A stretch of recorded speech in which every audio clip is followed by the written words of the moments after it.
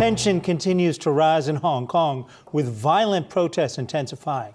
Josh Hawley, the U.S. Senator from Missouri, warns that Hong Kong is in danger of becoming a police state. He just got back from a trip to Hong Kong. He joins us now from Washington to talk about that and also the NBA's problem in China. Let's dive into what LeBron James recently said, and then the letter that you sent to Adam Silver. And just very quickly, you reminded the NBA that some things are more important than money. Are they listening to you? Apparently not. I mean, it's something, having just been in Hong Kong myself, being out on the streets with the protesters, seeing the evidence on the ground, seeing what's going on, and then to come back just in time to hear LeBron say that people who take the side of democracy aren't informed about the facts. I mean, has LeBron been to Hong Kong? I mean, does he know the facts? Do any of these NBA players who are out against Hong Kong, do they know the facts of what's going on? I mean, it's really striking. Here's my message to the NBA. Don't become part of Beijing's communist propaganda machine. Show some independence. So forget about the NBA for a moment. You're a member of Congress. What do you think the U.S. should be doing, if anything, to support the protesters in Hong Kong? I think it's time the Senate passes the Hong Kong Human Rights and Democracy Act, which is an important piece of legislation that will allow the government, our government, to sanction officials, Communist Party officials, who are part of this crackdown in Hong Kong, and will give us a variety of tools to bring pressure to support the people of Hong Kong. I mean, the situation in Hong Kong is urgent. It is becoming a police state. And it directly affects American interests, because what China wants to do with Hong Kong is steamroll it and then steamroll their neighbors and ultimately dominate us. And we can't allow that to happen. Got to ask you, though, how do you think the Chinese would retaliate? We're in the middle of a very contentious trade fight with them. I think the trade fight is actually helping the situation in Hong Kong, and I say that because protest leaders told me that. They say the fact that the U.S. has pressure on Beijing has actually stayed Beijing's hand to a certain degree, and has made them think twice about bringing in even more repressive tactics. So the message with Beijing is it's never wise to appease dictators. It's never wise to appease authoritarians. You got to stand up to them. They understand pressure. You got to put pressure back. And so then the problem is, though, if you sort of bring pressure on them regarding Hong Kong, does that then risk being part of the negotiations over trade and pulled back as part of a trade deal?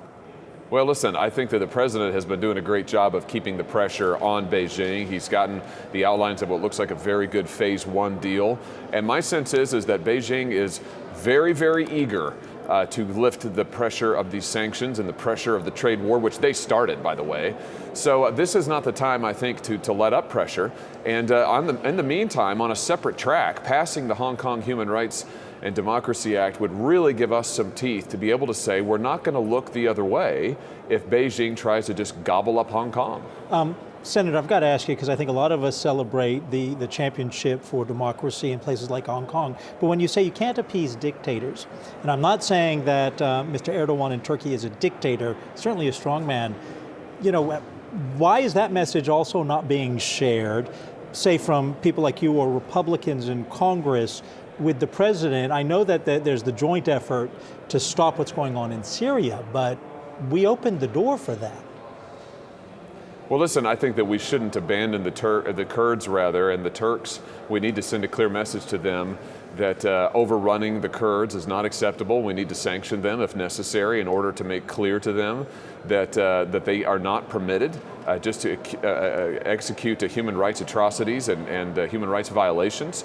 But let's not lose sight of the fact that Beijing is the biggest security threat to this country in the 21st century.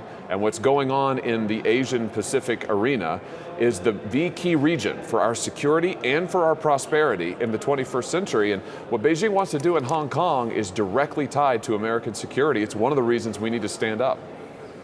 And so does that mean we take our eye off the ball in the Mideast? I mean, if indeed China is the priority in terms of security threat, and you talk about sanctions on Turkey, we've put some sanctions on Turkey. They don't seem to care. Yeah. Well, listen, it means that you have to prioritize, and we have to be able to walk and chew gum. We always prioritize in terms of our national security threats and priorities. And, we can't do all things at the same time. So does that mean that we take our eye off the ball in the Mideast? No, it means that we keep our priorities in the Mideast focused, which is counterterrorism. And we've got to make sure that terrorist organizations like ISIS, like Al-Qaeda, are not permitted to reform such that they can strike this country. But we've got to also be clear that the number one security threat to this country and to our prosperity and the prosperity of our middle class is China in the 21st century, and we've got to be ready to confront that Chinese threat. And President Trump has absolutely stood up to the Chinese, but would you oppose this administration if it were to produce a partial deal that didn't address the very issues you're talking about? Because it looks like we're being set up for phase 1, phase 2, phase 3 indefinitely. Well, I'm sorry, in terms of having a deal that doesn't address Hong Kong, my view is that address China, the trade issue that we're negotiating with China, you've brought them up as, a major threat to our security, both economically and physically. Yeah, right. Well, and this is one of the reasons I think we need to press them for free and open access to the Indo-Pacific region. I mean, look, China would love to shut us out of that entire region. We just can't have that. I mean, we need to be able to export our goods. We need to be able to export our products. We need fair and equal access to those markets in that region. And this is why it's so important to keep the pressure on them, as the president is doing, to press forward in trade negotiations. And I think it's also separately important to keep the pressure on with regard to Hong Kong.